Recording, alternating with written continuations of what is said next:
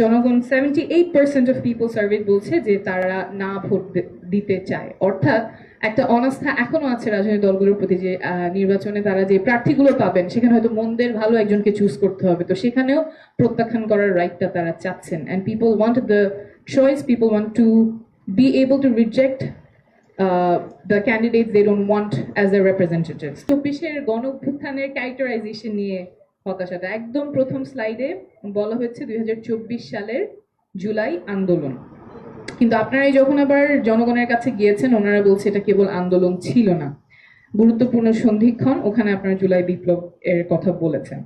তো আমাদের যে গণ অভ্যুত্থান, ছাত্র জনতার অভ্যুত্থান, সেখানে জনগণ কিন্তু ছিল, তারা বলছে এটা কেবল আন্দোলন ছিল না, ওনারা তো রাজপথে নেমেছেন, আমাদের সন্তানদেরকে রাজপথে পাঠিয়েছেন, কেউ খাবার দিয়েছেন, কেউ পানি দিয়েছেন, যারা দিতে পারেন নাই তারা বাসায় থেকে দোয়া করেছেন, চোখের পানি ফেলেছেন। তো ওনাদের কাছ থেকে যে ইমোশনটা এসেছে ওটা আবার পরে যে ওয়ার্ডিং গুলো আছে এখানে প্রথম স্লাইড এবং পরের একটা স্লাইডেও শুধু আন্দোলন করে বলে ক্যারেক্টারাইজ করাটা I think probably was an oversight, but আমি এটা রেইজ করছি কারণ there has been a concerning pattern গত বছর ধরেই যে অভ্যুত্থানটাকে একটু মিনিমাইজ করা, তারপর যারা তরুণরা আছেন, নারীরা আছেন, ওনাদেরকে একটু সাইডলাইন করা, একটু মেলাইন করা, তরুণদের নিয়ে অনেক কটু কথা আমরা গত এক বছর ধরে শুনেছি, নট অন সাবস্টেন্স। অনেক সময় বলা যে তরুণরা কি বোঝে, ওরা দেশের কি বোঝে, সংস্কার কি বোঝে, rather than engaging them with the substance we are engaging যে ওনাদের বয়স কম এটা নিয়ে। যদিও নারীরা অভ্যুত্থানের সামনে থেকে ছিলেন, নারীদেরকেও বিভিন্নভাবে সাইডলাইন করা হয়েছে, তো ওই জায়গা থেকে আমি কনসার্নটা রেজ করলাম। I am sure it was just an oversight. অ্যানালিসিসের ক্ষেত্রে আমার আহ্বান থাকবে এই জায়গাটাতে সতর্ক থাকার জন্য, যাতে ক্যারেক্টারাইজেশনটা অ্যাকিউরেট হয়। আমি কন্টেন্টে চলে আসি। রিসার্চ ফাইন্ডিং নিয়ে অনেকেই অনেক কথা বলেছেন, আমি স্পেসিফিক 4টা পয়েন্ট তুলে ধরবো যেখানে আমার মনে হয় আমাদের অনেক কিছু অনুধাবন করার জায়গা আছে।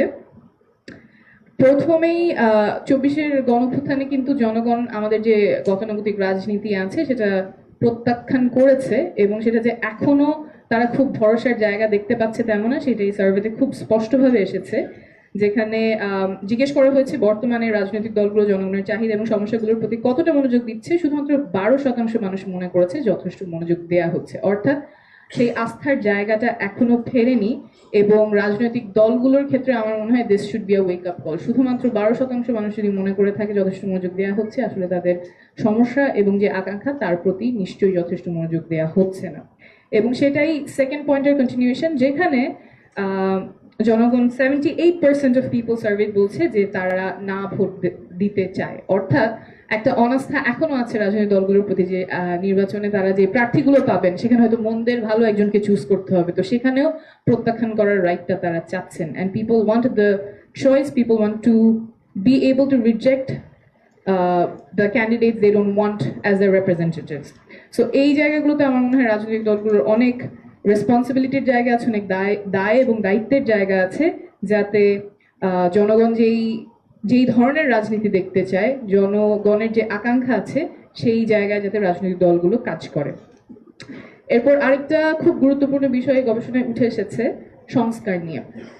এই আলোচনাও গত বছর ধরে অনেকবার এসেছে যে জনসাধারণ বোধহয় সংস্কার বোঝে না, কিন্তু এখানে খুব স্পষ্টভাবে উঠেছে সংস্কার তো বোঝেনি, ইভেন সংবিধানের যে সংস্কার সেটাও জনগণ খুব ভালোভাবে বোঝেন। 83% বলছেন আপার হাউস, এবং শুধুমাত্র আপার হাউস না, আপার হাউসে পিআর চাচ্ছেন। এখানে আমাদের এনডিএম এর মোহামিনুল ভাই বলছিলেন যে হয়তো এটা ইয়েস নো কোয়েশ্চেন হলে অনেকেই ইয়েস বলে ফেলতে পারে না বুঝে, কিন্তু এটা যে শুধু ইয়েস নো ছিল না, এটা এই ফাইন্ডিং এর মধ্যেই আসছে, যেখানে মানুষ বলছেন যে আপার হাউস পিআর হলে সেটা একটা চেক অ্যান্ড ব্যালেন্সের হাতিয়ার হবে, অর্থাৎ ওনারা বুঝেই বলছেন আপার হাউস পিআর হলে কি প্রয়োজনীয়তা এবং সেটা কোন পারপাস সার্ভ করবে। সো খুব স্পষ্টভাবে এখানে আসছে যে রাজনৈতিক দলগুলো এখন পর্যন্ত যে স্ট্যান্স আছে সেটা জনগণের আকাঙ্ক্ষা খুব বেশি একটা প্রতিফলিত করতে পারছেন না, তারা আস্থা পাচ্ছেন না, এবং তারা সংস্কারগুলো খুব তীব্রভাবেই চাচ্ছেন।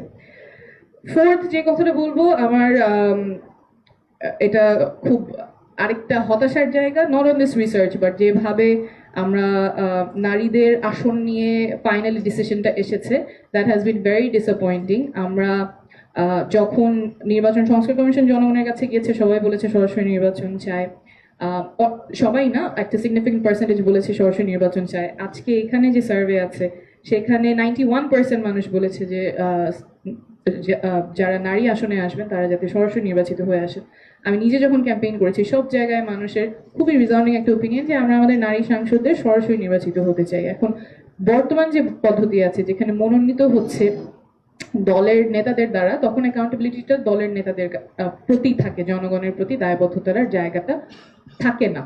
এবং যদি সরাসরি নির্বাচিত হয়ে আসে তাহলে তার আসন থেকে তিনি ক্যাম্পেইন করে মানুষের দ্বারে গিয়ে তার ইশতেহার নিয়ে কথা বলে তারপর তিনি নির্বাচিত হয়ে আসবেন, এবং নির্বাচিত হয়ে আসার পরে তার আসনের জন্য তিনি কাজ করতে পারেন। এইভাবে আমরা একঝাঁক নারী নেতৃত্ব উঠে আসার একটা প্রক্রিয়া তৈরি হবে, স্ট্রাকচারালি প্রক্রিয়া তৈরি হবে। শুধুমাত্র আমরা আশা বা একটা ভেগ প্ল্যান না করে স্ট্রাকচারালি কিভাবে আমাদের ইউথ, আমাদের ওয়ামেনকে ইনকর্পোরেট করতে পারি in politics, that is I think the new politics that people want. এবং এই জায়গায় আমার মনে হয় সব রাজনৈতিক দলগুলোর ঐক্যমত থাকা খুবই খুবই গুরুত্বপূর্ণ। And I am very proud, although আমি এনসিপি আমাদের তরুণ দল, খুব নতুন দল, কিন্তু এই জায়গাগুলোতে আমরা খুবই প্রিন্সিপাল স্ট্যান্স নিয়েছি এবং শুরু থেকে আমরা বলেছি যে নারীদের আসন যাতে 50 থেকে 100 হয় এবং এই 100 আসনে যাতে সরাসরি নির্বাচিত হয়ে নারীরা পার্লামেন্টে বসতে পারেন। এবং এটা শুধু নারীদের জন্য না, আমি যখন একজন সাধারণ জনগণ, আমার যে নারী প্রতিনিধি সংসদে যাবে, আমি তো চাই তাকে ভোট দিয়ে নির্বাচিত করতে। আমার কেন সেই এজেন্সিটা থাকবে না যে আমার কোন নারী জনপ্রতিনিধি সংসদে যাবে আমি কেন চুজ করতে পারবো না? আপার হাউস পিআর এবং এখানে যে আরো যে সংস্কার কথাগুলো বলা হয়েছে, এক ব্যক্তি এক পদ, এই সবগুলো জায়গায় I am very proud to say national citizen party has taken a very principal stance, এবং জনগণের যে আকাঙ্ক্ষা সেই জায়গায় আমরা থাকতে পারছি। কিন্তু এটা শুধু একক দল বা একক ব্যক্তি থেকে তো আর আসবে না, সব রাজনৈতিক দলগুলো যাতে ঐক্যমত্য হয়, এবং সেই জায়গায় ঐক্যমত্য কমিশন অনেক ডিফিকাল্ট একটা কাজ করছেন। আমাদের যে জুলাই সনদটা আছে সেটা যাতে টেকসই ভাবে বাস্তবায়ন হয়, সেই জন্য আমরা ন্যাশনাল সিটিজেন পার্টি থেকে সবসময় বলছি যে আগামী যেই বডিটা ইলেক্টেড হবে তাদের যাতে কনস্টিটিউয়েন্ট পাওয়ার থাকে, এবং সেভাবেই সবচেয়ে টেকসই ভাবে যে সংসদগুলোতে ঐক্যমত হয়েছে সেটা বাস্তবায়নের একটা পথ হবে। আমি ফুল যে রিসার্চ পেপারটা আছে, I look forward to reading that, but thank you once again to BEI এত সুন্দর একটা আয়োজন করার জন্য। এবং আমরা জনগণের পালসটা বোঝার জন্য এরকম আরো বেশি বেশি যাতে রিসার্চ অর্গানাইজেশনস গুলো কাজ করে, আরো বিভিন্ন স্টেক হোল্ডারদের সাথে, স্পেশালি একটা হয়তো মিসিং ছিল যে শহীদ পরিবার এবং আহতদেরও যদি ইনক্লুড করা হতো, এবং এজ রেঞ্জটা আমি ঠিক শিওর না, ইফ ইট ওয়াজ 18+, তাহলে তার আরেকটু আগে থেকে, কারণ আমরা যখন জুলাই পদযাত্রায় গিয়েছি তখন 14 বছর 15 বছর বয়সী ছেলেমেয়েরাও রাস্তায় নেমেছে, ওদের পালসটা কি সেগুলো যদি বোঝা যায় তাহলে হয়তো সবার জন্যই সুবিধা হবে যে আমাদের আগামী বাংলাদেশটা কোন দিকে নিলে it will serve everybody's purpose. Thank you very much.